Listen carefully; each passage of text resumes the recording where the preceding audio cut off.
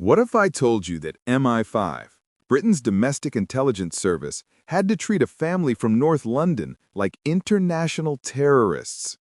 Picture this. In a secure government building in London, intelligence analysts are reviewing surveillance reports. But these aren't foreign spies or terrorist cells they're tracking. These are British citizens, a family. Brothers who grew up in poverty but built an empire so powerful, so untouchable, that the nation's most elite security services had to deploy resources normally reserved for threats to national security. Have you ever wondered what it takes to become so powerful that the government's own spies have to get involved? The Addams family, not the fictional comedy, but a very real criminal dynasty that terrorized London for over 3 decades. Terry, Tommy, and Patrick Addams didn't just run a crime gang.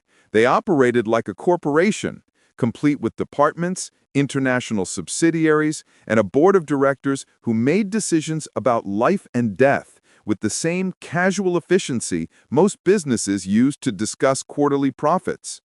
25 murders, connections to the legendary Brinksmat gold heist worth £26 million, a criminal empire that spanned from the back streets of Islington to Colombian drug cartels to Spanish money laundering operations. For 30 years, just mentioning their name was enough to silence rivals and terrify witnesses. But here's what makes their story so compelling. They started with nothing. 11 children and a cramped North London council flat, surviving on welfare and whatever small crimes could put food on the table. How does a family go from petty market stall extortion to commanding an empire that required MI5 surveillance to bring down? How far would you go to protect your family's business? What would you sacrifice to ensure your brothers never went hungry again? And at what point does family loyalty become something far more sinister? The Addams brothers believed they were untouchable. For decades, they were right. Police investigations collapsed. Witnesses disappeared. Evidence vanished. They lived like kings while their enemies lived in fear, if they lived at all. But in 1997, something changed. Operation Trinity began, and suddenly the hunters became the hunted. MI5 agents were planting surveillance devices in their homes, recording their conversations, documenting their crimes with the patience and resources of a national intelligence operation. If you're fascinated by stories that reveal how power corrupts absolutely and how even the most untouchable empires eventually crumble, subscribe to Dark Truth Files. Because today, I'm going to show you how 3 brothers from one of London's poorest neighborhoods became Britain's most feared crime family, and why it took the nation's spy agency to bring them down. Let me tell you about the real Addams family. In the grimy council estates of 1960s Islington, North London, 11 children shared beds, hand-me-down clothes, and dreams of escape from grinding poverty. The Addams family lived a harsh reality of working-class Britain: absent father, overwhelmed mother, and children who learned early that the world owed them nothing. But 3 of those children were different. Terry, Tommy, and Patrick Addams possessed a combination of intelligence, ruthlessness, and family loyalty that would transform them from hungry kids into criminal royalty. Terry Addams was the strategist. Even as a teenager, he could see angles others missed, plan 3 moves ahead, and understand that real power came from organization and discipline rather than random violence. He had the mind of a natural businessman. Unfortunately, the business he chose was crime. Tommy Addams was the wild card, unpredictable, charming when he wanted to be, explosive when crossed. He could talk his way out of trouble or into it with equal skill. Tommy understood people, their weaknesses, their fears, their prices. He was the brother who could make friends with rivals before destroying them. Patrick Addams was pure violence, not the random, uncontrolled aggression of street thugs, but calculated, professional brutality that served specific purposes. Patrick Addams didn't just hurt people, he sent messages. When Patrick Adams was coming for you, smart people left town. Together, they formed a criminal triangle that complemented each other perfectly. Terry planned, Tommy negotiated, Patrick enforced. What started as small-time hustles, protection rackets for market stalls, loan sharking in local pubs, minor extortion schemes, quickly evolved into something much more sophisticated. The 1970s were perfect for their rise. Economic hardship meant legitimate opportunities were scarce, but criminal ones were everywhere. Police were stretched thin and often corrupt. Communities were isolated and mistrustful of authority. Into this vacuum stepped the Adams brothers, offering protection, loans, and solutions to problems for a price. Their early success wasn't built on random violence, but on building reputation and respect. They kept their word when they made deals. They protected people who paid for protection. They were brutal to those who crossed them, but fair to those who played by their rules. This wasn't mindless criminality. It was the foundation of an alternative system of law and order. By the early 1980s, they had evolved beyond petty crime into something resembling a legitimate business empire, if you ignored the murders, extortion, and drug dealing. They owned properties, invested in restaurants and clubs, and maintained relationships with lawyers, accountants, and other professionals who helped them navigate between the criminal and legitimate worlds. The transformation was remarkable and terrifying. 3 hungry children had become criminal aristocracy, ruling their territory with a combination of violence and business acumen that would make them legends in London's underworld. But this was just the beginning. The real Adams empire was about to emerge. By the 1980s, the Adams brothers had revolutionized organized crime in Britain. While other gangs remained trapped in pub brawls and territorial disputes, the Adamses operated like a multinational corporation with criminal intent. Their business model was sophisticated beyond anything law enforcement had encountered. They divided their empire into departments: drug trafficking, money laundering, debt collection, contract violence, and property investment. Each department had managers, protocols, and profit targets. They held meetings, discussed quarterly performance, and planned expansion into new territories and markets. The drug trade became their primary revenue source. By the late 1980s, they controlled significant portions of London's cocaine, ecstasy, and cannabis markets. But unlike street-level dealers who sold directly to users, the Adams family operated at wholesale level, importing massive quantities and distributing through networks of smaller operations they either owned or taxed. Their enforcement tactics became legendary and terrifying. They pioneered the two-on-a-bike assassination method, motorcycle riders who could appear anywhere, eliminate targets, and disappear into London traffic. Contract killings became their signature service, available to anyone willing to pay their rates. But it was their connection to the 1983 Brinks Mat robbery that elevated them into criminal legend. When thieves stole £26 million worth of gold bullion from a warehouse near Heathrow Airport, the Adams family allegedly played a crucial role in laundering the stolen gold. This single operation provided them with capital that transformed their entire enterprise. The money from Brinks Mat allowed them to expand internationally. They established money laundering operations in Spain, built relationships with Colombian cartels, and created financial networks that spanned continents.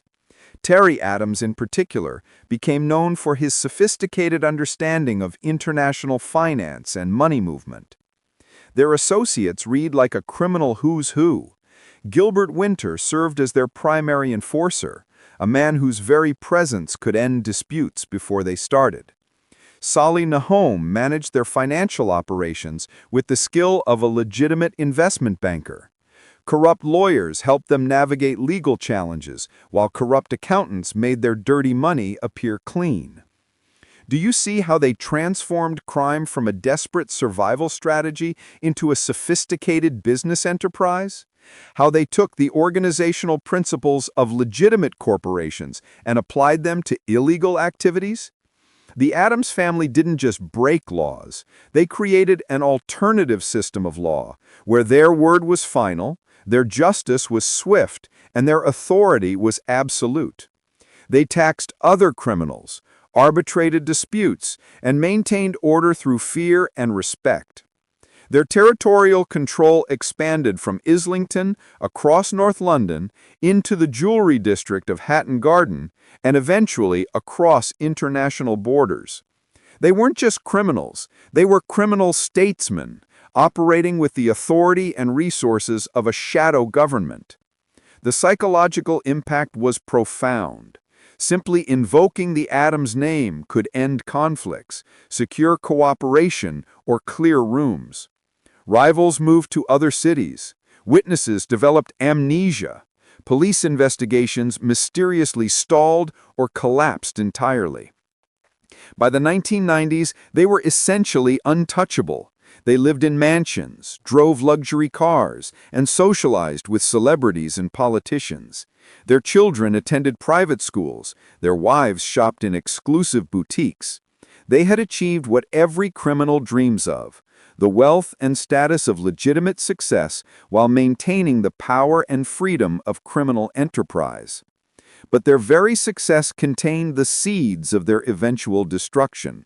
Because when you become powerful enough to threaten the rule of law itself, you attract attention from forces far more sophisticated than local police. In 1997, an unprecedented decision was made in the corridors of power. MI5, Britain's domestic intelligence service, would deploy resources typically reserved for foreign spies in terrorist organizations against a criminal family from North London. The decision to launch Operation Trinity wasn't made lightly. For decades, regular police forces had tried and failed to prosecute the Addams family successfully. Investigations collapsed when witnesses disappeared or developed sudden memory problems. Evidence vanished from secure storage facilities. Jury members received anonymous threats. The brothers seemed to possess an almost supernatural ability to escape justice. But MI5 analysts recognized something law enforcement had missed. The Addams family wasn't just a criminal organization, they had become a threat to the fundamental rule of law. When criminals become so powerful that they can corrupt entire investigations, intimidate judges, and operate with impunity, they're no longer just lawbreakers, they're insurgents challenging the authority of the state itself.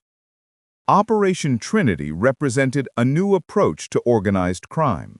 Instead of traditional police investigation methods, MI5 would use intelligence-gathering techniques developed for espionage and counter-terrorism. They would be patient, methodical, and invisible. The centerpiece of the operation was the bugging of Terry Addams' mansion in North London. This wasn't a simple wiretap. It was a sophisticated surveillance operation requiring months of planning and enormous risk. If discovered, it would not only compromise the investigation, but potentially expose MI5 methods and capabilities. The technical challenges were immense. Terry Addams wasn't a naive criminal, he was paranoid about surveillance, employed counter-surveillance measures, and regularly swept his properties for listening devices. Getting surveillance equipment into his home required the kind of tradecraft normally used against foreign intelligence services.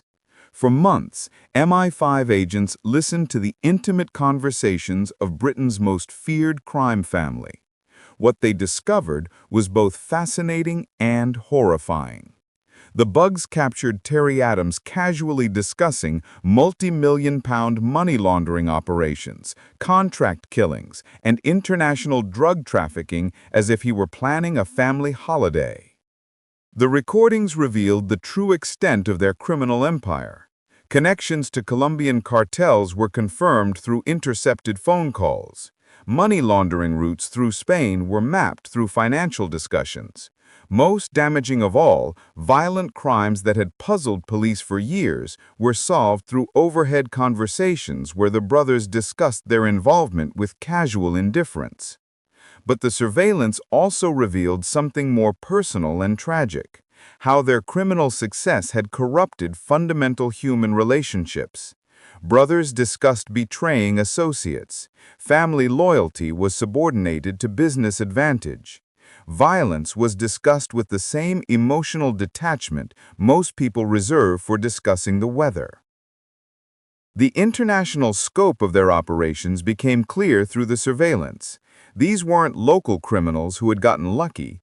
They were running a sophisticated international criminal enterprise with legitimate business cover, professional money laundering, and political corruption at multiple levels. What struck investigators most was the casual nature of their brutality. They discussed torture, murder, and intimidation with the matter-of-fact tone of businessmen discussing quarterly projections. 25 murders were attributed to their organization, but the surveillance suggested the true number was much higher. The human cost of their empire was staggering. Families destroyed by their violence, communities terrorized by their presence, young people drawn into criminal activity that would destroy their lives. The ripple effects of their operations touched thousands of innocent people. How do you maintain surveillance on people this dangerous? How do you build court-admissible cases from intelligence gathered through methods that must remain secret? How do you prosecute criminals whose reach extends into law enforcement itself? The breakthrough came when the surveillance captured specific financial transactions and violent admissions that could be corroborated through traditional evidence. After years of patient intelligence gathering, investigators finally had what they needed to strike. The most untouchable criminals in British history were about to discover that no one is truly beyond the reach of justice. It just sometimes takes the nation's spy services to deliver it. The raids came at dawn across London and beyond, coordinated with military precision. For the first time in their criminal careers, Terry, Tommy, and Patrick Adams found themselves in handcuffs, their untouchable status evaporating in minutes of organized law enforcement action. The sight of the Adams brothers being arrested sent shockwaves through London's criminal underworld. If the Adamses could be touched, no one was safe. The psychological impact was immediate and profound. Criminals who had operated with impunity for decades suddenly realized that times had changed. The evidence seized from their properties revealed the true extent of their criminal sophistication. Detailed financial records of money laundering operations, lists of debtors and the violent methods used to collect from them, international correspondence with drug suppliers and criminal associates, luxury goods purchased with criminal profits. The physical evidence complemented years of surveillance recordings to create an overwhelming case. Terry Adams, the strategic mastermind of the family, was the first to face justice. In 2007, he was convicted on financial charges that investigators could prove beyond doubt. The surveillance recordings had captured him discussing money laundering operations in detail, and forensic accountants had traced the movement of criminal profits through legitimate businesses and international accounts. But even his conviction revealed the depth of their criminal success. Terry claimed to be virtually penniless, unable to afford the confiscation orders imposed by the court. Yet, when faced with imprisonment, he mysteriously produced hundreds of thousands of pounds in fines almost overnight. The speed with which he accessed this non-existent money only reinforced suspicions about hidden assets and continuing criminal income. Tommy and Patrick Adams faced their own legal reckonings in subsequent years. Each brother handled imprisonment differently, revealing the personality traits that had made their criminal partnership so effective. Terry remained calculating and controlled. Tommy was unpredictable and defiant. Patrick was violent and resentful. But their downfall had consequences beyond their own imprisonments. Associates who had depended on Adams' protection found themselves vulnerable to rivals and law enforcement. Gilbert Winter, their primary enforcer, simply disappeared. Whether he fled, was murdered, or assumed a new identity remains unknown. The criminal empire that had taken decades to build collapsed with remarkable speed once the brothers were removed from active control. Without their authority to maintain discipline and resolve disputes, their organization fragmented into competing factions and independent operations. Salih Nahome, their financial manager, was found shot dead in his car outside his home in 1998 during the height of Operation Trinity. Whether his murder was connected to the investigation, internal power struggles, or unrelated criminal activity was never definitively established, but his death symbolized the violence that had always lurked beneath their businesslike exterior. The trials revealed details that horrified even experienced criminal lawyers. Casual discussions of torture sessions, contract killings ordered over family dinners, intimidation campaigns that had terrorized entire neighborhoods. The gap between their public personas and private brutality was staggering. Perhaps most tragically, the investigations revealed how their criminal success had poisoned everything they claimed to protect. Family relationships had been corrupted by business considerations.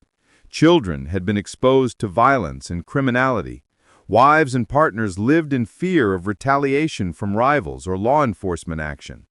The financial unraveling was equally dramatic. Properties were seized. Bank accounts were frozen. Assets accumulated over decades of criminal activity were forfeited to the state. The luxury lifestyle that had been their reward for criminal success vanished as quickly as their untouchable status. The vacuum power left by their downfall changed London's criminal landscape permanently.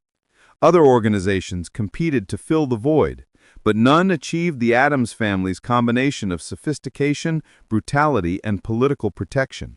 The era of criminal aristocracy they had represented was ending. Yet, even in defeat, their reputation endured. Prison didn't diminish the fear their names inspired.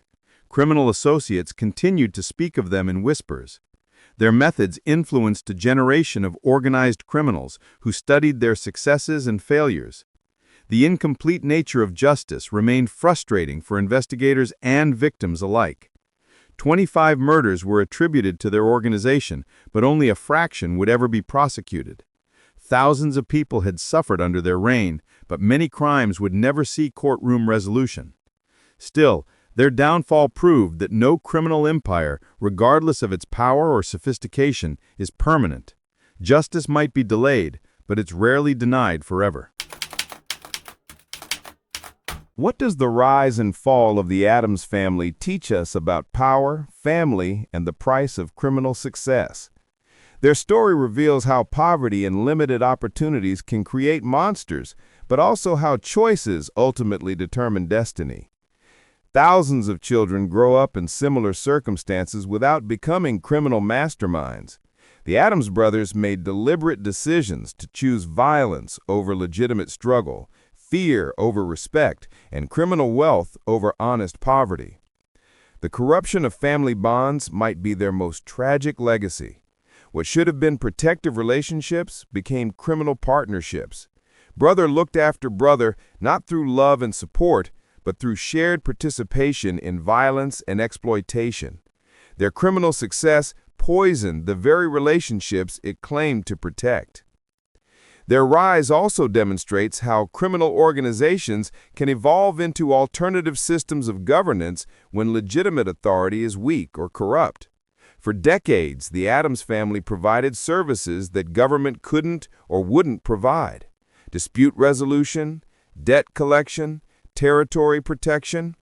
The fact that these services were delivered through violence and intimidation doesn't change their fundamental appeal to people who felt abandoned by legitimate institutions.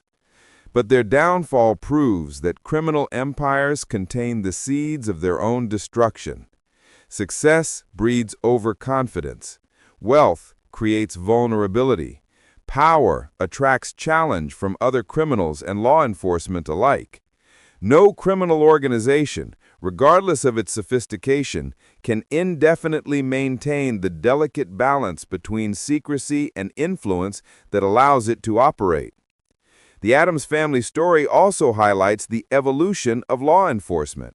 Traditional police methods failed against sophisticated organized crime, but intelligence-led approaches succeeded. Their prosecution required resources, patience, and methods borrowed from espionage and counter-terrorism. Modern organized crime demands modern law enforcement responses. Their continuing notoriety raises uncomfortable questions about how society views criminal success. Despite their conviction for serious crimes, they remain objects of fascination rather than condemnation. Books, documentaries, and films continued to portray them as criminal legends rather than the violent predators they actually were. The human cost of their empire extends far beyond their direct victims. Communities lived in fear. Young people were drawn into criminal careers that destroyed their lives. Legitimate businesses were forced to pay protection money or face consequences. The ripple effects of their violence and intimidation touched thousands of innocent people. Their story remains relevant because organized crime continues to evolve. Modern criminal families study the Addams brothers' successes and failures. They adopt their organizational methods while trying to avoid their mistakes. The threat they represented hasn't disappeared, it has adapted.